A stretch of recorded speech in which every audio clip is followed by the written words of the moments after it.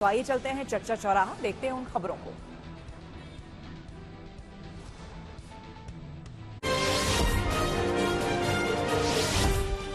तमिलनाडु के मदुरै में हुई एक चोरी की घटना सुर्खियों में है, जिसमें लोग चोर की जमकर तारीफ कर रहे हैं। दरअसल यहाँ एक निर्देशक के घर चोरी हो गई। चोर सोने के जेवर और 1 लाख रुपए कैश के अलावा कई बेशकीमती सामान भी उठाकर ले गया।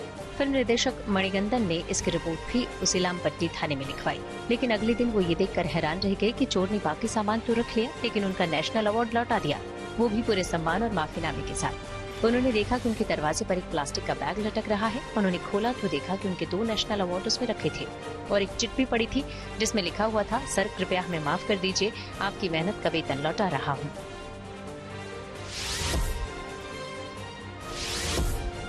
राजस्थान के झुंझुनू में एक फरार बदमाश पर सिर्फ 50 पैसे का इनाम रखा गया। झुंझुनू के एसपी का ये इनामी आदेश सोशल मीडिया पर खूब सुर्खियां बटोर रहा है। आमतौर पर बदमाश और फरार आरोपियों को पकड़ने के लिए पुलिस 500 से 1 लाख रुपए तक का या उससे अधिक तक का इनाम घोषित करती रही है। ऐसे में 50 पैसे का इनाम लोगों का ध्यान खींच रहा है। इस पर झुंझुनू के एसपी देवेंद्र बिश्नोई का कहना है कि अक्सर देखा गया है कि बदमाश अपने ऊपर रखे इनाम को अपने रुतबे से जोड़कर सोशल मीडिया पर वायरल करते हैं, इसलिए उन्हें उन्हीं की भाषा में समझाने के लिए इनाम राशि इतनी कम रखी गई है ताकि उसे अपनी औकात का अंदाजा हो। झुंझुनू पुलिस ने आर्म्स एक्ट में फरार एक बदमाश योगेश पर 50 पैसे का इनाम रखा है। उनका मुझे डायलॉग याद आता है, आप सबने शोले फिल्म देखी होगी, जब गब्बर कहता है कि अरे वो सांबा हम पर कितना इनाम रखे है सरकार। तो ये कहीं ना कहीं मेरे ध्यान में था कि ये एक महिमा मंडन कर रहे हैं, जबकि अपराधी की कानून के सामने कोई वैल्यू नहीं है। इसी जहन को ध्यान में रखते हुए मेरे मन में जो बात आई, उस पर मैंने कहा भी इसकी जो है हम क्यों वैल्यू बढ़ाएं।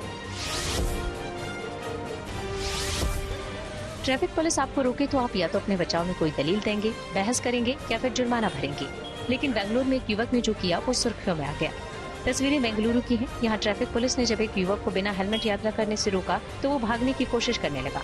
ट्रैफिक पुलिस कांस्टेबल ने जब उसे अपनी पकड़ में रोकने की कोशिश की तो उसने हाथ छुड़ाने के लिए पुलिस के हाथ पर दांत गड़ा दिए। युवक का ट्रैफिक पुलिस से इस तरह उलझने का वीडियो सोशल मीडिया पर वायरल हो रहा है।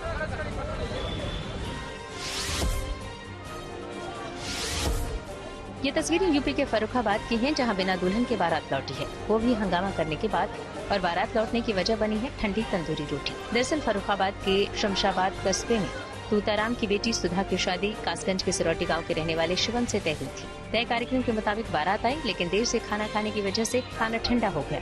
इस पर बाराती नाराज हो गए और कुर्सियां फेंकने लगे, मारपीट शुरू हो गई। इसके बाद दुल्हन ने शादी से इनकार कर दिया, लिहाजा बारात वापस लौट गयी।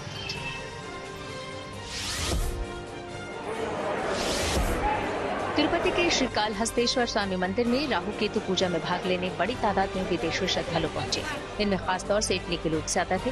सोमवार को राहु काल के दौरान इन श्रद्धालुओं ने पारंपरिक पोशाक पहनी और विशेष राहु केतु सर्पदोष निवारण के लिए होने वाली पूजा में शामिल हुए।